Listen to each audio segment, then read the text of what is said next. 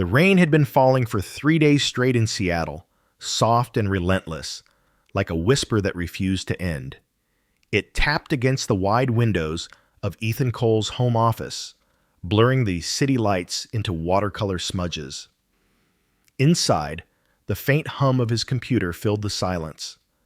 On the desk sat a sketch of a building he had been working on for weeks, a sleek glass museum meant to reflect truth through transparency. Tonight, the irony was unbearable. Clara was late again. It was 10:47 p.m. when Ethan checked the clock, not because he cared about time, but because it had become a habit, the same way one touches an old scar just to remember where it hurts. Her text had arrived hours ago. Dinner with a client. Don't wait up.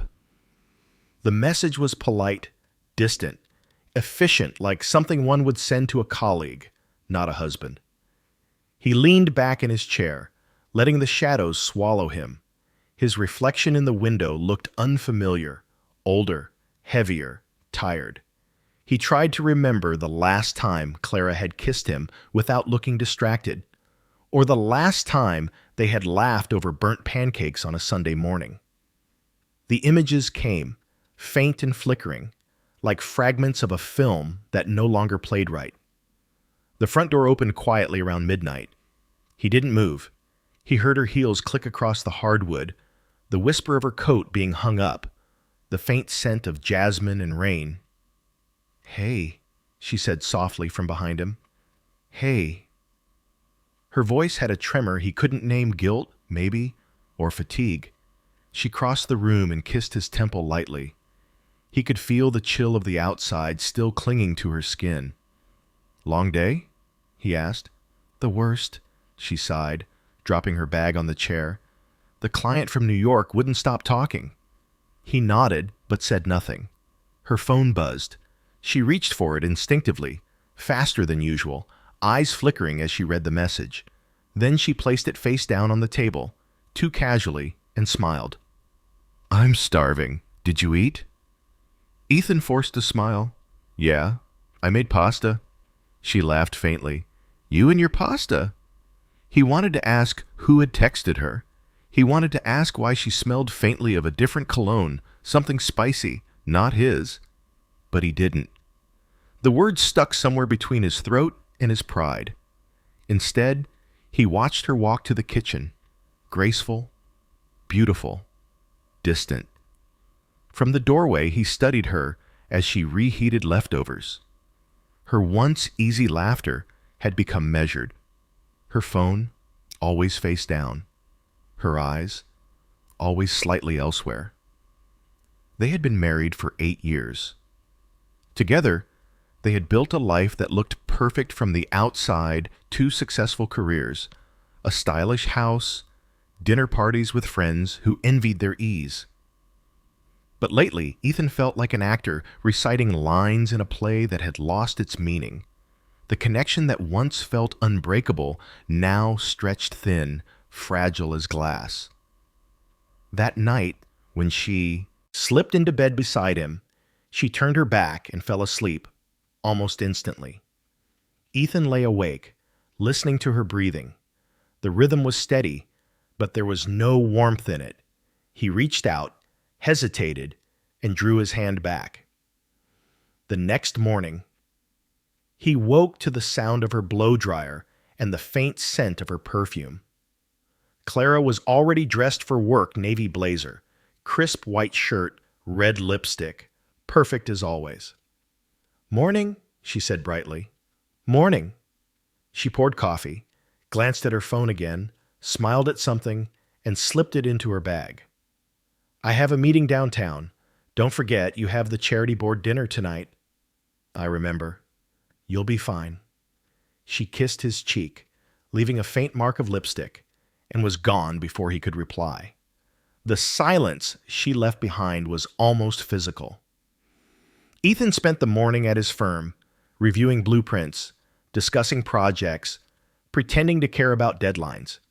But his mind kept drifting to her phone, to her smile, to the faint perfume that wasn't hers. He tried to shake it off, to be rational. Clara was loyal. She had always been. They had survived hard years, her miscarriages, his work obsession, the distance. But this felt different. Late that evening, as he drove home, he caught a glimpse of her through the rain-streaked windshield, standing outside a downtown restaurant, laughing. She wasn't alone. A tall man stood close to her, hand brushing her arm as they talked. Her laughter was easy, unguarded, the kind that hadn't reached Ethan in months. He didn't stop. He just kept driving, heart pounding, the city lights turning to streaks of white and red. When he reached home, he sat in the dark for a long time. The storm outside intensified, hammering the windows. On the table lay their wedding photo, Clara in her lace gown, eyes full of light, and him looking at her like she was the only thing that existed. He turned the frame face down. Later, when she returned, he pretended to be asleep. She slipped into bed quietly, her body cold, her breathing uneven. Ethan opened his eyes to the ceiling and whispered, so low she couldn't hear, "Who are you when I'm not looking?" The rain kept falling, steady and endless, like a secret the night refused to tell. He knew something inside their marriage had cracked, not loudly, not dramatically, but quietly, the way glass fractures before it breaks. He didn't yet know how deep the damage went, but he could feel it in every glance she avoided, every silence that stretched too long. In the morning, when he looked into the bathroom mirror, he barely recognized the man staring back. There was something hollow in his eyes, something he hadn't seen before, fear, not of losing her, but of realizing he already had. And in that moment, Ethan understood. Love doesn't die with noise. It fades quietly, like a reflection disappearing behind a misted mirror. The morning began like any other, a slow drizzle, coating the windows, the faint hum of traffic rising from the streets below, the smell of freshly brewed coffee filling the kitchen. Ethan sat at the counter, reading through architectural notes on his tablet, pretending not to notice the emptiness of the chair opposite him. Clara was running late again. Her phone buzzed on the counter, its screen lighting up with a soft glow. It wasn't unusual for her to leave it behind while she rushed upstairs to fix her hair or search for a missing earring. But something about the moment felt heavy, electric, like standing in a room right before a storm breaks. The name on the screen froze him. Daniel H. It wasn't just a name. It was familiar. Daniel Hartman, the young entrepreneur Clara had mentioned weeks ago. The one whose foundation project she claimed to be helping with. Ethan had met him once at a networking event. Charming, confident, too confident. The message preview was brief, but it was enough to steal the air from Ethan's lungs. "Last night was dangerous. I still can't stop thinking about you." The sound of running water came from upstairs. His pulse roared in his ears. His hand trembled as he picked up the phone. His mind screamed, "Don't look," but his thumb moved anyway, driven by something primal and painful. The chat history unfolded like a slow-motion car crash. "I miss you already. You looked incredible in that black dress. Can't stop thinking about your perfume on my skin. We have to be careful. He's starting to suspect."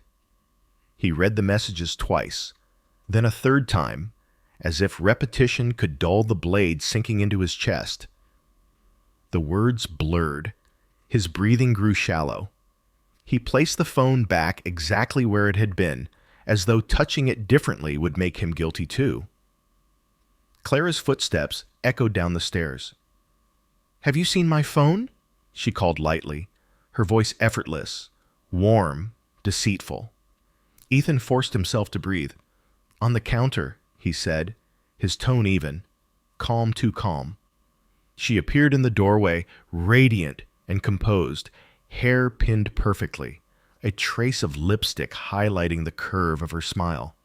She picked up the phone, glanced at the screen for a second longer than usual, then turned it face down. "Thanks," she said, sipping from her coffee mug. "You're quiet today." "Just tired." He didn't look at her. Couldn't.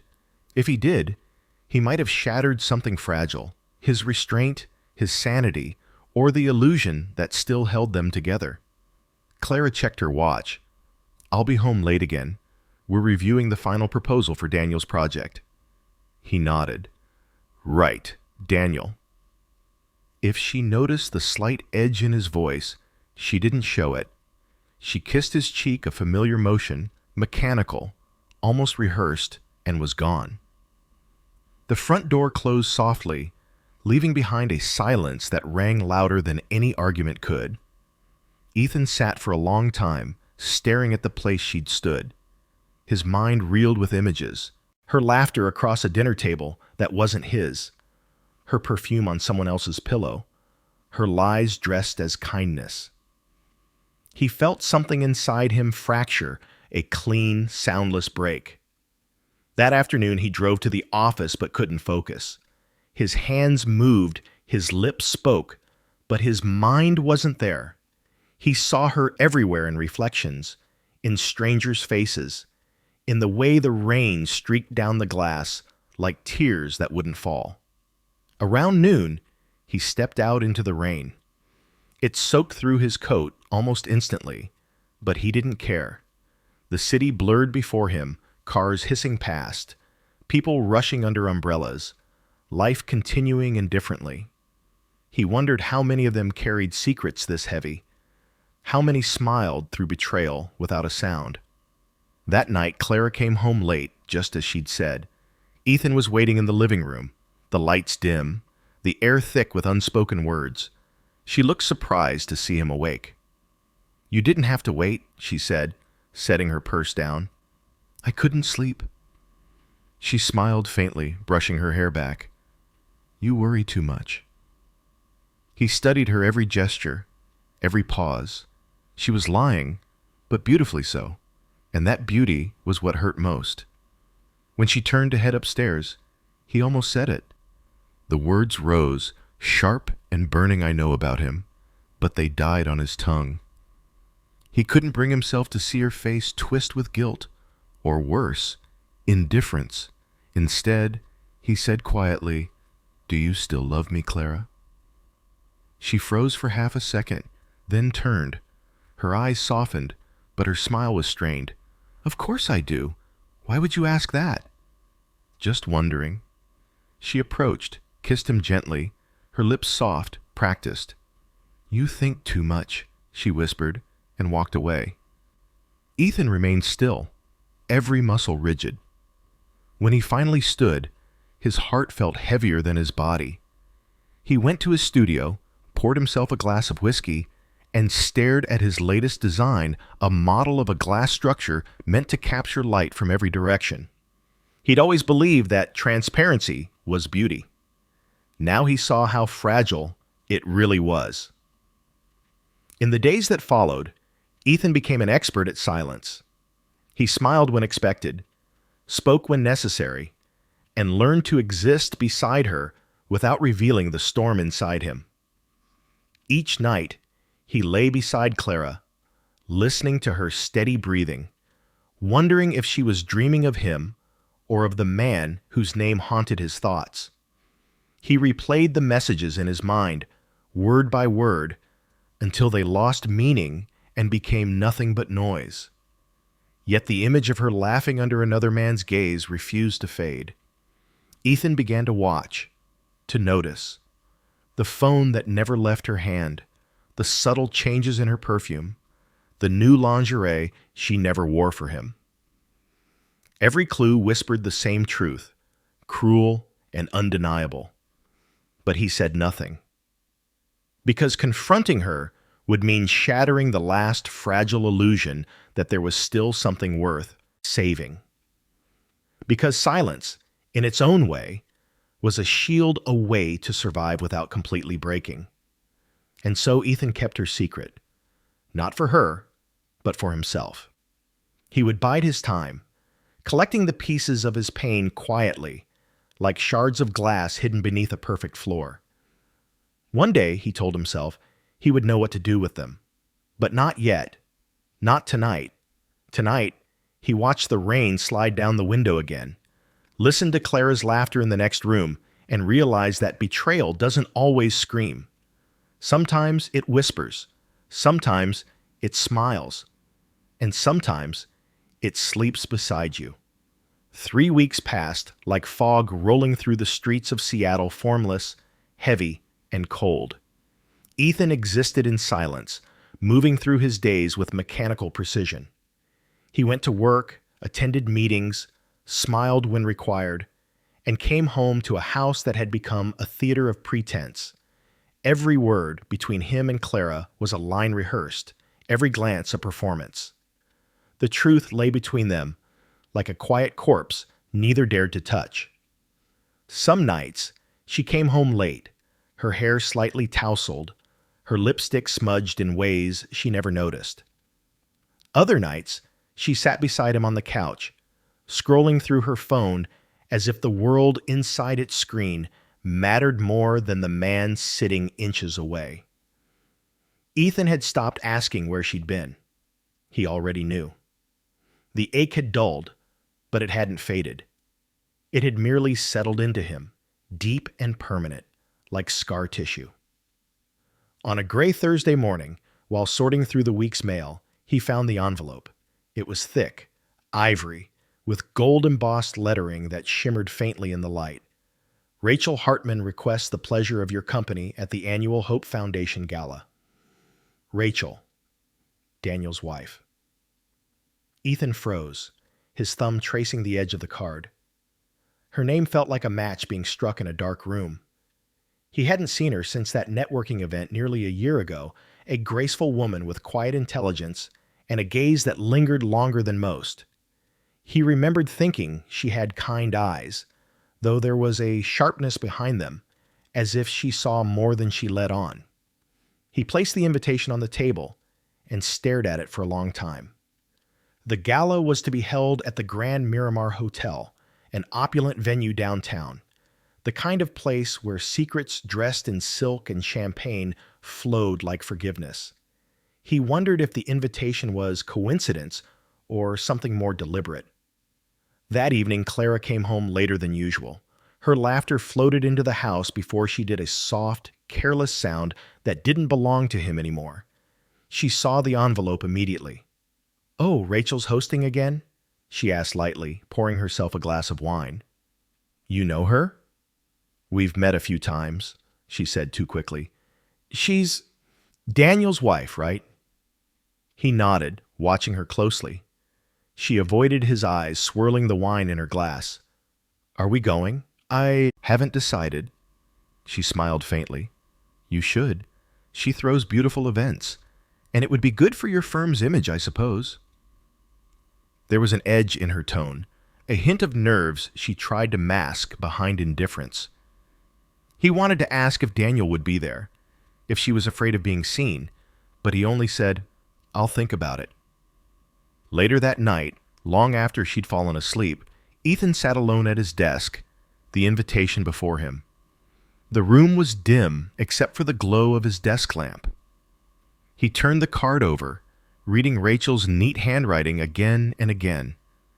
The ink seemed almost deliberate, like a whisper meant only for him. Sometimes, silence speaks louder than truth. It wasn't part of the printed text.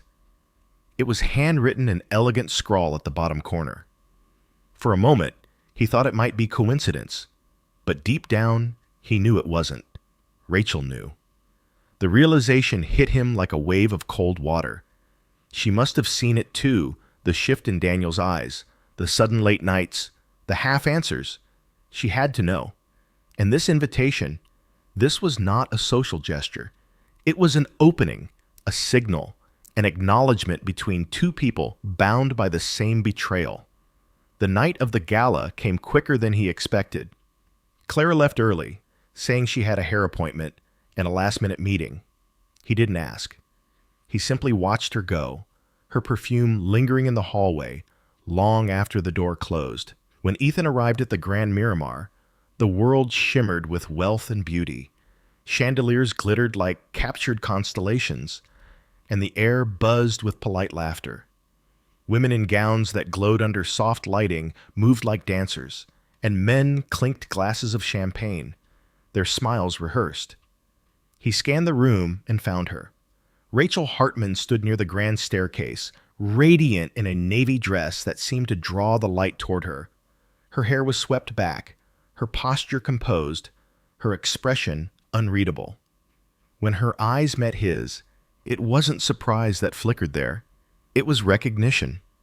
She crossed the room gracefully, stopping just close enough for him to catch the scent of her perfume, something subtle, like cedar and white rose. "Ethan," she said softly, "I'm glad you came." Her voice carried a steadiness that unnerved him. There was no small talk, no feigned delight, only quiet understanding. "Thank you for inviting me," he managed. She smiled faintly, though her eyes held none of the warmth. "I wasn't sure you would." "Neither was I." They stood in silence for a moment, two strangers connected by invisible threads of pain. Around them, the world glimmered and laughed, unaware of the storm beneath their calm surfaces. "I suppose you know," she said finally. Ethan's throat tightened. "About Daniel?" Her smile didn't falter, but her voice softened. "About Clara?" "Yes. I found out 2 months ago," she said quietly. "He's careless when he thinks he's clever." Ethan exhaled, the truth between them feeling both unbearable and liberating. "I didn't invite you to humiliate anyone," Rachel continued. "I just thought maybe we shouldn't have to pretend we're blind."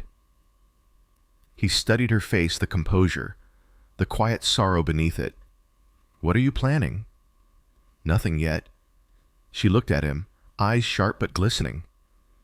"But I wanted to see how you'd look at him, at her, when they stand together tonight." He turned, scanning the crowd, and there they were.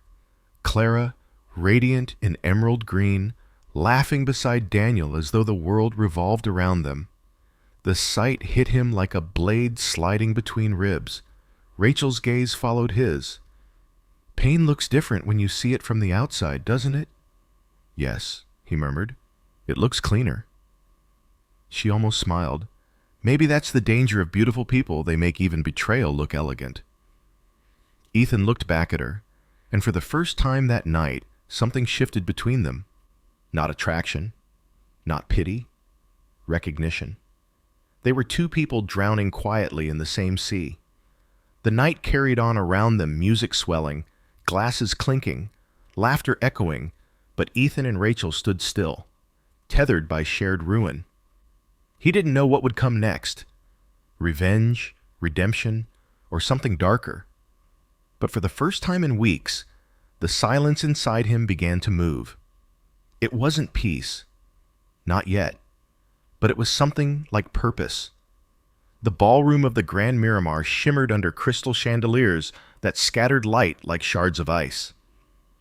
Music swelled and dipped soft jazz that drowned in the low hum of conversation and clinking glassware. Every surface gleamed, marble floors, gold-trimmed mirrors, faces polished with polite deceit. It was a night designed to impress, to distract, to hide. Ethan stood near the edge of the crowd, drink in hand, watching as people laughed too loudly, complimented too easily, and lied with effortless grace. The men in tuxedos spoke of business mergers as if they were discussing the weather, and the women glided through the room like swans, beautiful, poised, hollow-eyed. He felt out of place, like a shadow in a room full of light. Clara was somewhere across the ballroom, a green silk dress flowing around her as she laughed beside Daniel. The sight of them, her fingers brushing his sleeve, his hand resting casually near her waist, made something in Ethan's chest twist. He wondered if anyone else could see it, or if betrayal always wore a perfect smile in public. He lifted his glass and drank slowly, the burn of whiskey grounding him in a world that no longer felt solid. A quiet voice beside him broke his focus. "They make quite the picture, don't they?" Rachel Hartman stood a few feet away, a champagne flute balanced delicately between her fingers. Under the soft light, her features seemed carved from calm, elegant, self-contained. But her eyes, when she turned, to him, carried a sharp intelligence edged with fatigue.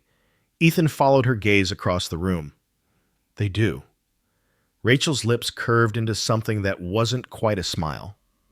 Funny how people can betray you and still look beautiful doing it. Beautiful lies, he said quietly. She tilted her head, studying him. You're handling this better than I expected. I'm not handling it at all, he admitted. I'm just standing still. For a moment, neither spoke. The music swelled, laughter rippled through the crowd, and the illusion of luxury wrapped itself tighter around them. Ethan felt the air thicken with perfume, power, and secrets. Rachel handed him a fresh drink. Then let's stand still together. They moved toward the edge of the balcony that overlooked the city. Outside, the rain had stopped, leaving the skyline glistening under the night. The air was cool, clean, the kind that cuts through the heaviness of champagne and lies. Do you ever wonder how it started? Rachel asked, staring at the city lights. The first message, the first lie, the first time they thought we wouldn't notice. All the time, Ethan said. And every time I think about it, I realize I was blind long before it happened. Rachel's eyes softened, a brief crack in her composed facade. You loved her. Yes. He took a slow sip. And you loved him? I still do, she confessed, her voice barely above a whisper. Isn't that pathetic? No, he said, turning to her. It's human. They stood in silence for a while, the city breathing beneath them. Inside, the sound of applause echoed someone giving a speech, another round of forced smiles. But out here, it was just the two of them, suspended in the fragile calm between grief and fury. Rachel broke the silence first. He told me he was traveling for work. I believed him. Even booked his flights myself. I thought I was helping. She gave a dry laugh. Turns out I was arranging hotel rooms for my own humiliation. Ethan looked down at his glass, watching the amber liquid tremble. I saw her messages. I knew. But I didn't confront her. I couldn't. I wanted to hold on to the illusion a little longer. Because the truth feels like a kind of death, Rachel said quietly. He nodded. Exactly. They turned back toward the ballroom. Through the glass doors, Ethan watched Clara and Daniel mingling effortlessly, their laughter melting into the background noise. The sight no longer stabbed like it once had. Now it felt numb, detached, almost cinematic. He was watching strangers wearing his life. Rachel followed his gaze again. They don't even hide it well, she said softly. Maybe they think we're too weak to do anything about it. Or too decent, he murmured. Her eyes met his. Decency is overrated. There was something dangerous in the way she said it, something alive. For the first time, Ethan saw not just hurt in her, but resolve. Beneath her grace was a quiet fury, measured and intelligent. As the evening stretched on, people began drifting toward them, small talk, polite questions, meaningless chatter. Rachel handled each one effortlessly, smiling with the ease of a woman who'd learned to lie better than the man who betrayed her. Ethan watched, half in awe, half in sorrow. Later, as the lights dimmed and the band began a slower tune, Rachel touched his arm lightly. Dance with me. He hesitated. Rachel, not for them, she said. For us. So he took her hand. Her skin was cool against his. They moved slowly through the crowd, blending in with the sea of glittering couples. From across the room, Clara's laughter faltered. For a fleeting moment, Ethan felt her eyes on him, sharp, uncertain. Daniel turned to see what had caught her attention. It was a strange satisfaction, standing there with Rachel under the chandeliers while their spouses looked on. But the satisfaction wasn't revenge, it was recognition, a wordless declaration. We see you now. We're not blind anymore." The song ended. Applause rippled through the room. Rachel stepped back slightly, her gaze steady. "You feel it too, don't you?" she asked softly. "What?" "The quiet before something changes." Ethan exhaled, nodding. "Yes, I do."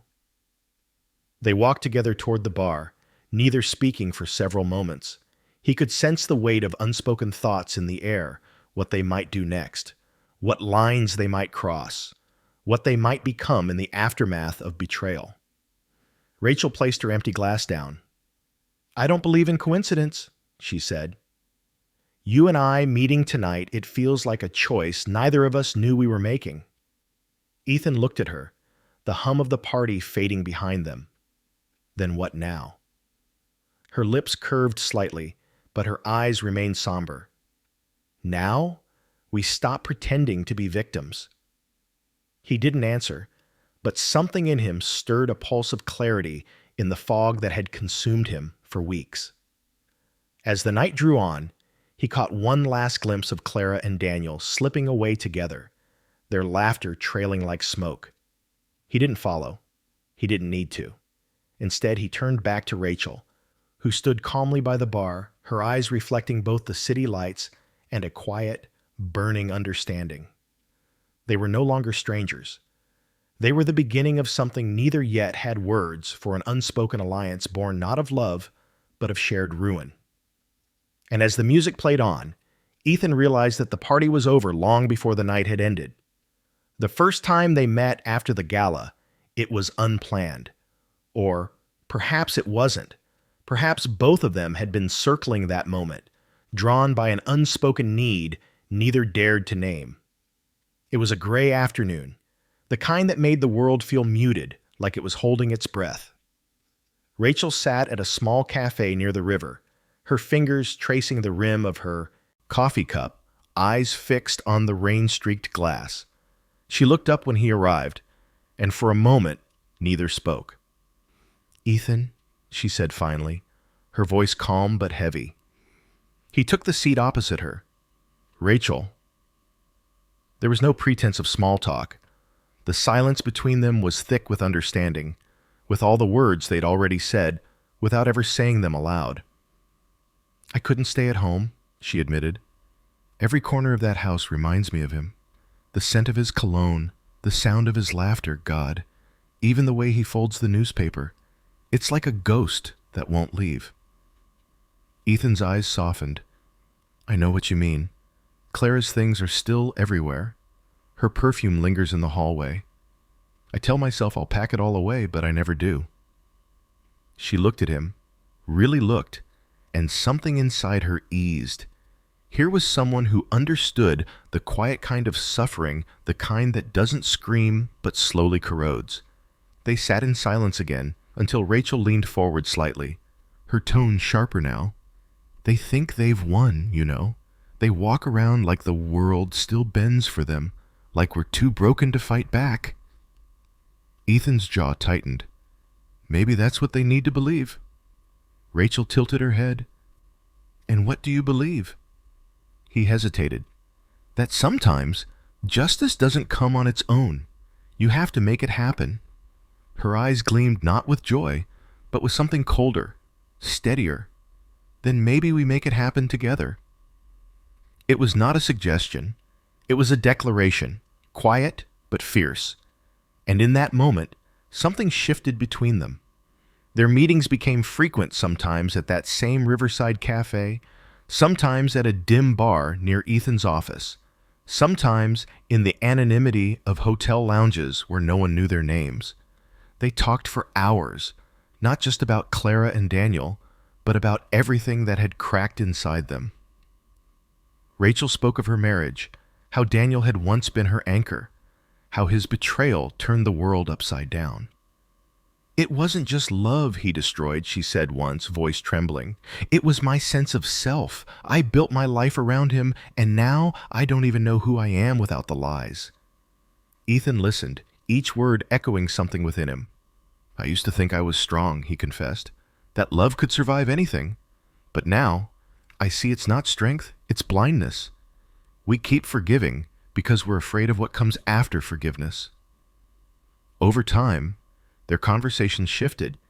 They began to share not only pain, but plans, small, dangerous thoughts that started as hypothetical and grew sharper with every meeting. Rachel had a mind like a scalpel precise, deliberate. Ethan brought calm logic, restraint.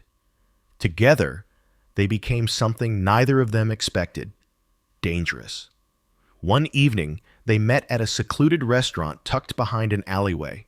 Candlelight flickered between them, softening the edges of their faces. Rachel leaned in, her voice low. "I know about Daniel's upcoming deal," she said. "If it falls through, he loses more than money. His reputation, his position, it all collapses." Ethan studied her. "And Clara?" Rachel smiled faintly, a trace of bitterness.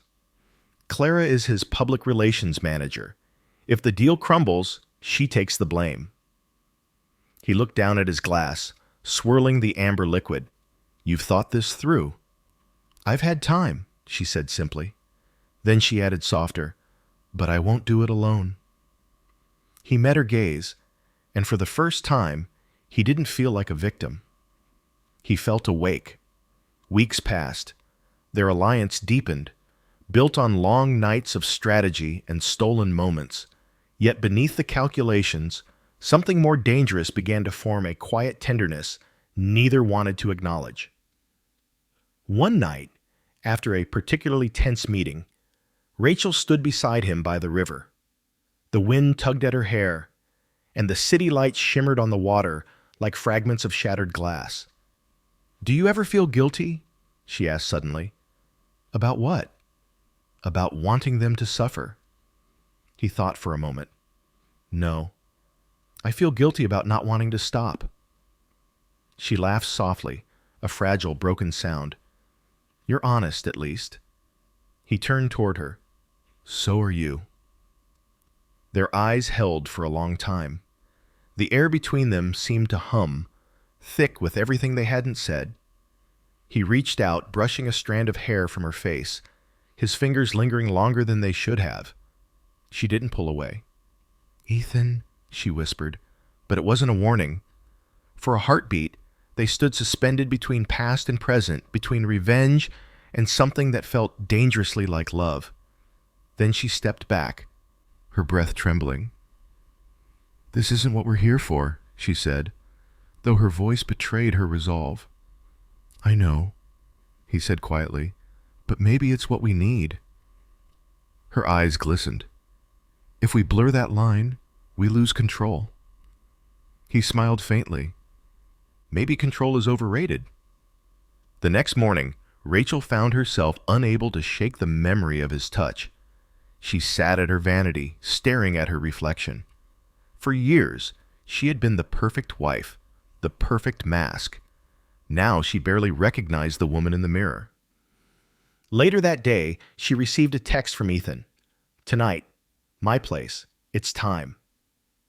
When she arrived, the apartment was dim, quiet except for the low hum of rain against the windows. He spread documents across the table: emails, bank records, evidence of Daniel and Clara's intertwined corruption. Together, they pieced the puzzle, preparing to expose them. As they worked, their hands brushed again and again. Each touch carried an unspoken truth. They were no longer just partners in revenge. They were two broken souls finding solace in each other's fire. At one point, she paused, looking at him. "What happens when it's done?" He didn't answer right. "Away." "Maybe we start over." "With each other?" He met her gaze, and the silence said everything. They stood close now. So close, she could feel the warmth of his breath. The storm outside cracked with thunder, echoing the tension inside them. And then, finally, their restraint broke. Their lips met, not gentle, not hesitant, but desperate. It wasn't love. Not yet. It was pain seeking refuge, fury finding its mirror. When they finally parted, Rachel's voice trembled. "Now we really can't turn back." Ethan nodded, his eyes dark with resolve. "We never could." Outside, the rain fell harder, washing the city clean. But inside, two hearts burned brighter in the ruins of betrayal, bound by a pact that was no longer just about revenge, but survival. And neither of them knew yet which would destroy them first. The first whisper of the truth came quietly, buried beneath routine emails and spreadsheets. Ethan almost missed it, a line item in a quarterly report that didn't add up, a transfer that led nowhere. But he had spent a lifetime reading between the lines, noticing what others ignored. The more he dug, the more the pattern emerged, like rot beneath polished wood. It began with Clara's name.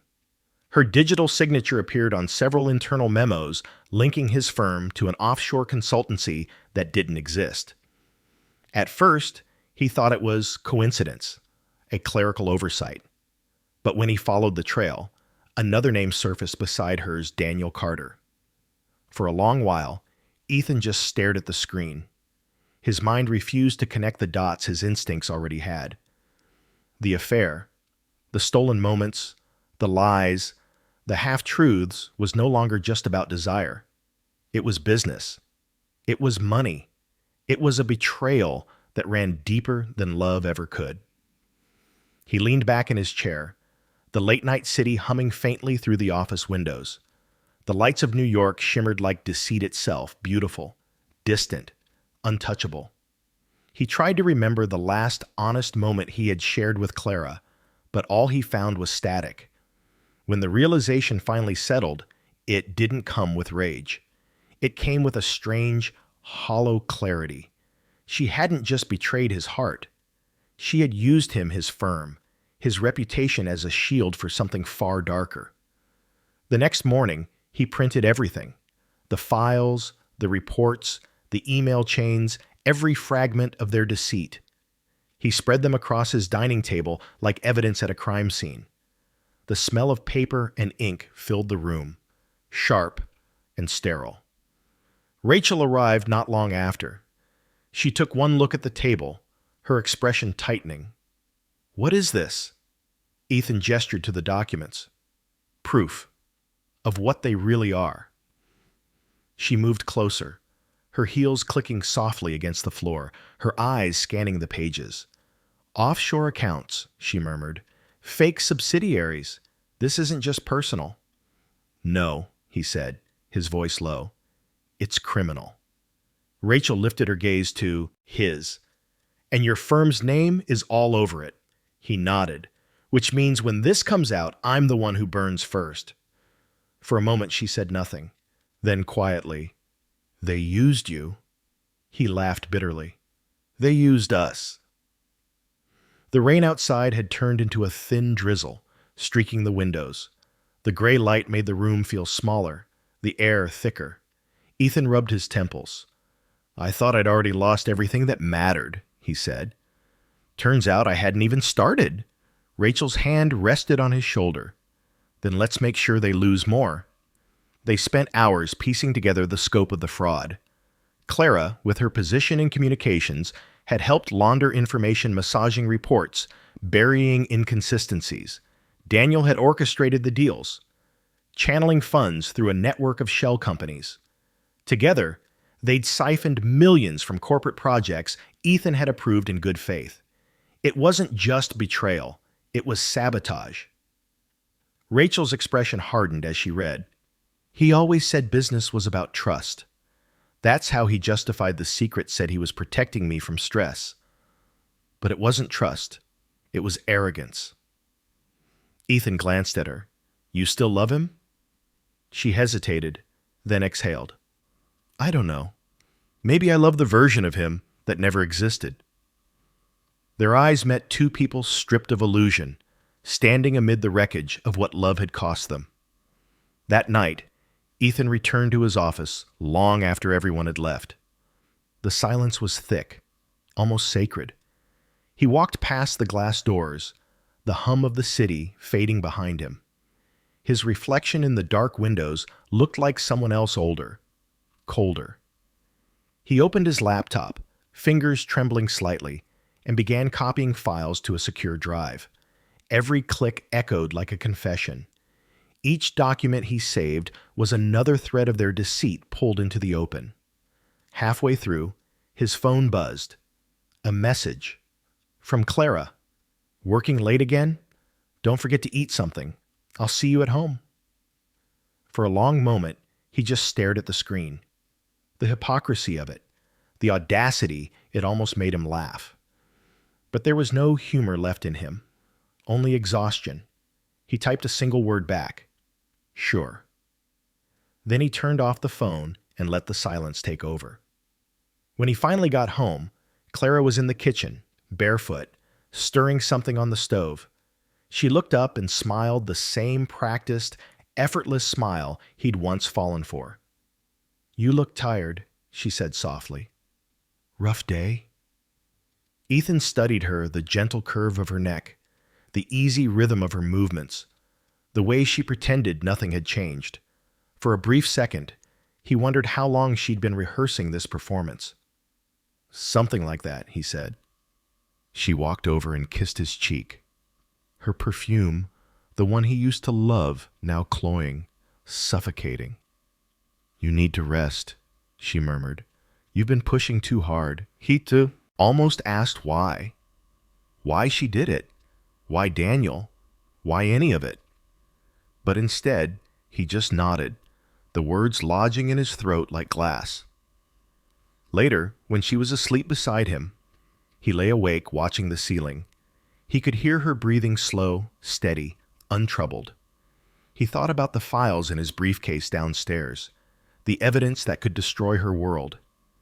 His heart hurt, but not from love anymore, from clarity. He understood now that revenge wasn't about rage. It was about truth, about letting the mask slip and watching them choke on their own lies.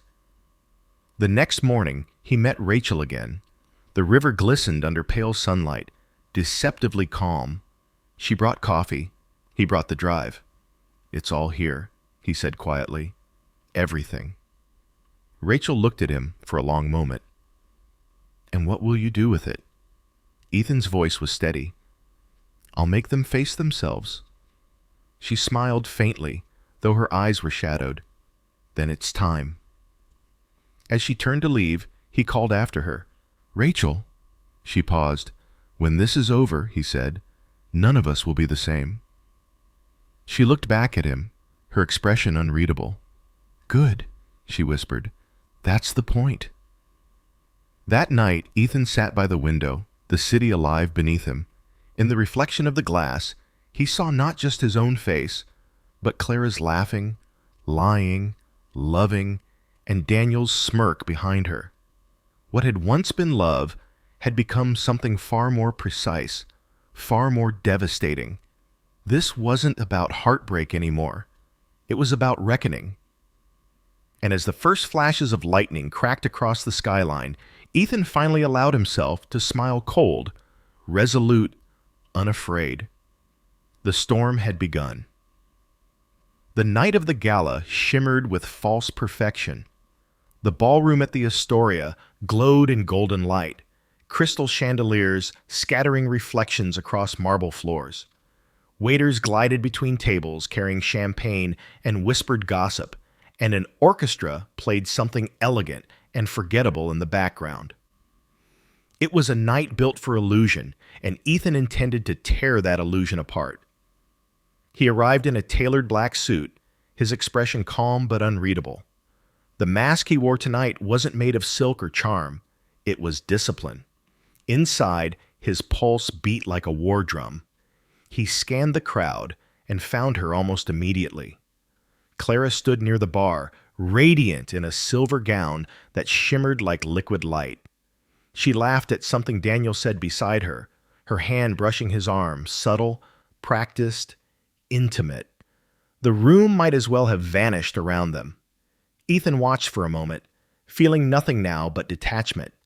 They looked perfect together, the way polished lies often do. Across the room, Rachel was the mirror opposite of Clara, dark satin, hair swept back, posture composed. When her gaze met Ethan's across the crowd, a single nod passed between them. It was time. Their plan had been simple, elegant like all some, devastating things. Ethan had prepared a series of documents, emails, and financial records revealing the fraud Clara and Daniel had built together. Rachel, leveraging her social connections, ensured that tonight's charity event would be attended by board members, investors, and journalists. Everything had been arranged to look accidental, a presentation gone wrong, a truth slipping into the wrong hands. Ethan approached the stage under the guise of delivering a short speech. The event was hosted by Daniel's firm. Daniel stood at his side, beaming, unaware that the ground beneath him was already crumbling. "Ladies and gentlemen," Daniel began, flashing that politician's smile that had always come so easily to him. "Tonight isn't just about generosity, it's about trust, about building something lasting together." Trust. Ethan almost laughed at the irony. When his turn came, Ethan stepped to the podium. The microphone hummed softly as he began. "Thank you, Daniel. And thank you, everyone, for being here tonight." His voice was calm, measured.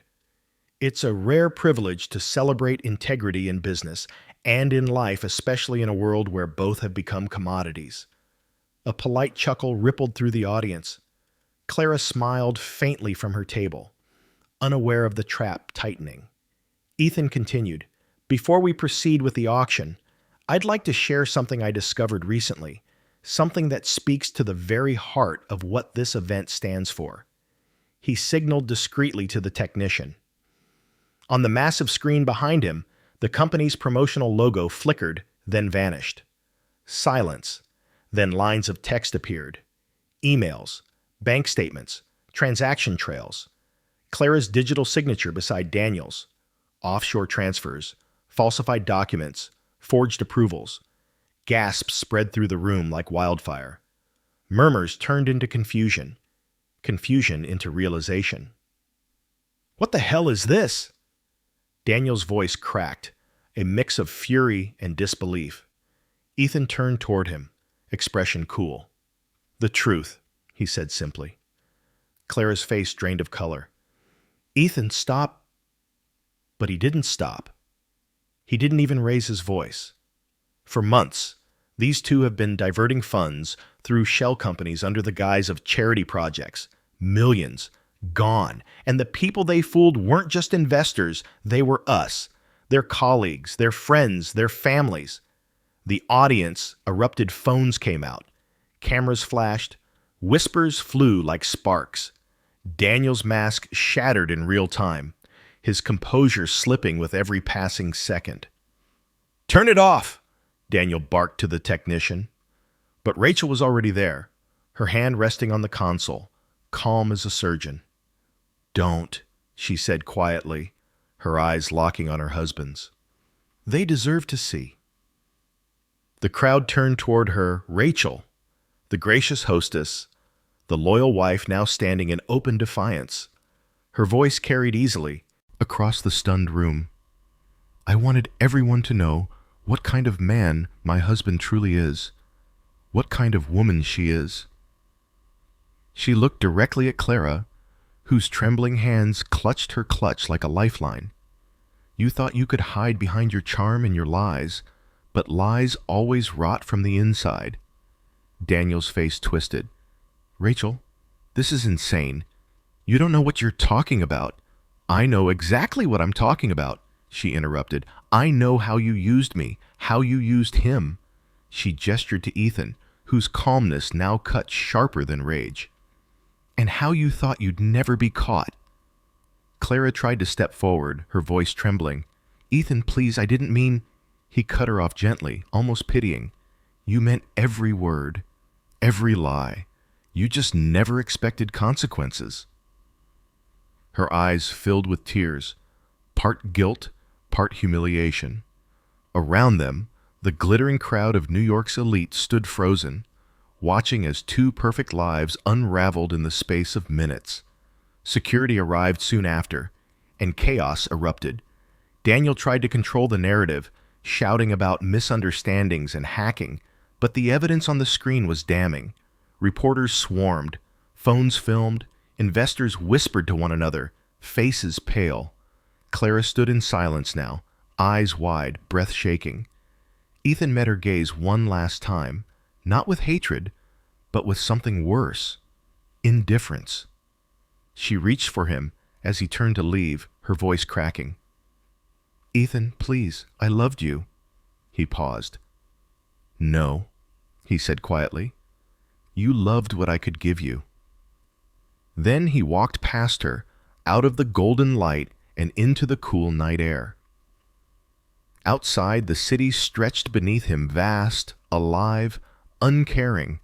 The cold wind bit against his face, but it felt cleansing, real. Rachel joined him moments later, her hand still trembling slightly, though her expression was steady. "It's done," she said. He nodded. "It's done."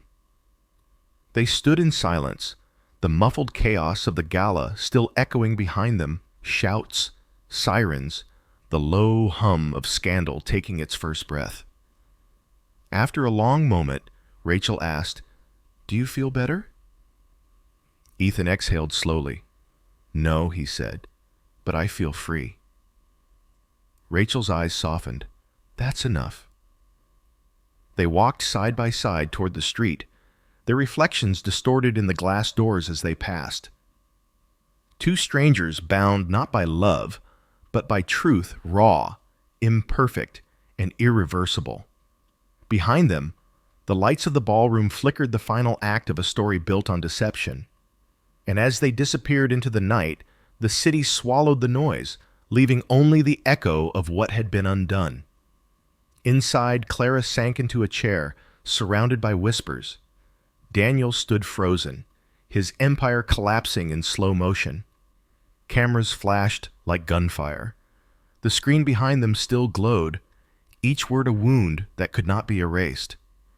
By morning, headlines would spread across every news outlet. By noon, their careers would be in ruins. And somewhere across the city, Ethan would watch the sunrise with Rachel, knowing the truth had finally done what love could not destroy and free in the same breath. The perfect facade was gone. What remained was honesty, brutal and pure. The rain fell softly over Seattle that night, washing the city in silver light. It wasn't the fierce, stormy kind that crashed against windows. It was gentle, almost forgiving, as if the sky itself mourned for what had been broken. Ethan stood by his apartment window, watching the raindrops trail down the glass like tears he no longer had the strength to shed. The city below glowed in the mist, headlights blurring into pale ribbons of light. He could still hear the echo of that night, the gasps, the shouts, the sound of Clara's voice cracking as her lies unraveled under the weight of truth. The gala had ended their story, but not his torment. In the days that followed, silence became his only companion.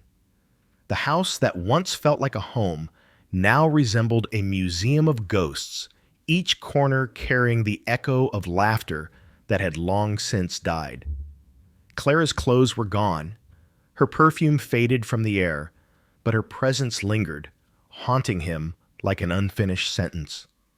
He'd thought that revenge would set him free, that watching her world crumble would somehow glue his own heart back together.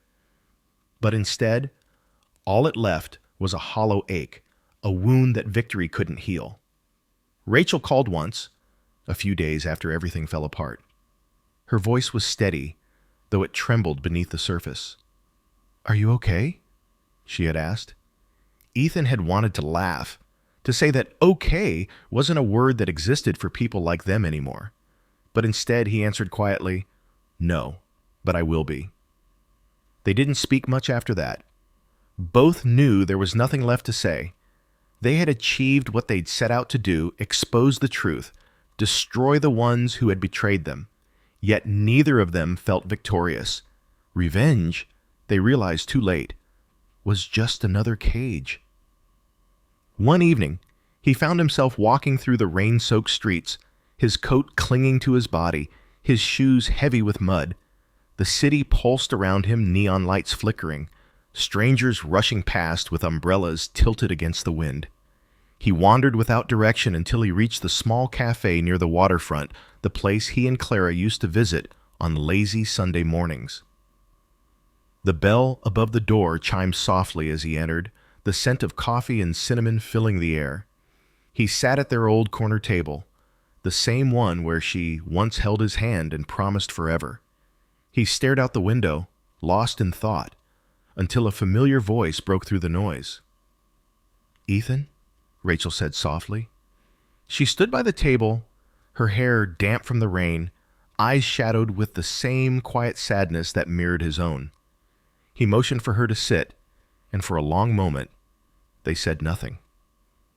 The hum of conversation around them felt distant, unreal. Finally, Rachel spoke, her fingers tracing the rim of her coffee cup. "I thought I'd feel something different," she said. "Relief, maybe. Closure, but all I feel is tired." Ethan nodded. "I know." They sat in silence again, two broken souls surrounded by the ordinary rhythm of life continuing without them. Outside, the rain softened to a drizzle, blurring the reflections of the city lights into watercolor streaks. Rachel's gaze drifted toward the window. "Do you ever wonder if they loved us at all?" Ethan looked down at his hands. "I used to think so. Now I think, maybe love isn't what I believed it was. Maybe it's not promises or passion. Maybe it's what's left after everything falls apart, and how we choose to carry it." She smiled faintly, though her eyes shimmered with unshed tears. "Then maybe forgiveness is love, too." The word hung between them, forgiveness soft, fragile, and heavy with meaning. Neither of them had spoken it aloud before. They'd both been too consumed by anger, too determined to make their betrayers pay. But now, sitting across from each other in the quiet cafe, they understood what justice had cost them. It had taken their peace, their innocence, the parts of themselves that once believed in goodness. "I don't know if I can forgive her," Ethan admitted after a pause. "Not yet." "You don't have to," Rachel said gently. "But maybe someday, for your own sake." He looked at her, then really looked at her. The woman who had stood beside him in the wreckage, who had understood his pain without needing words. For a fleeting moment, he wondered if their bond had been born from vengeance or something deeper, something unspoken that neither dared name. When they left the cafe, the rain had stopped.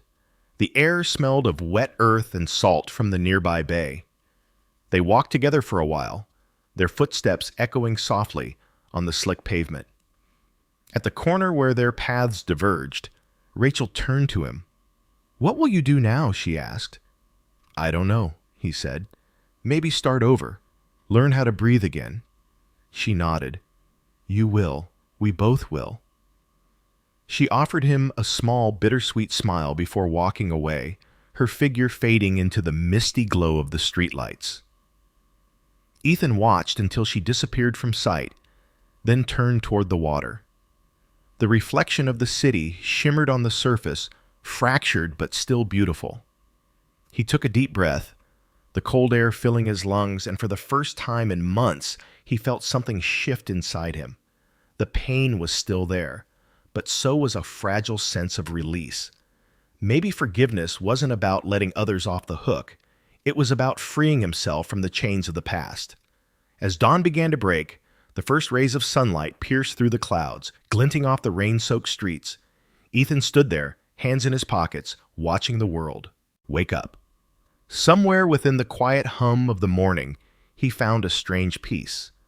A promise not of forgetting, but of beginning again.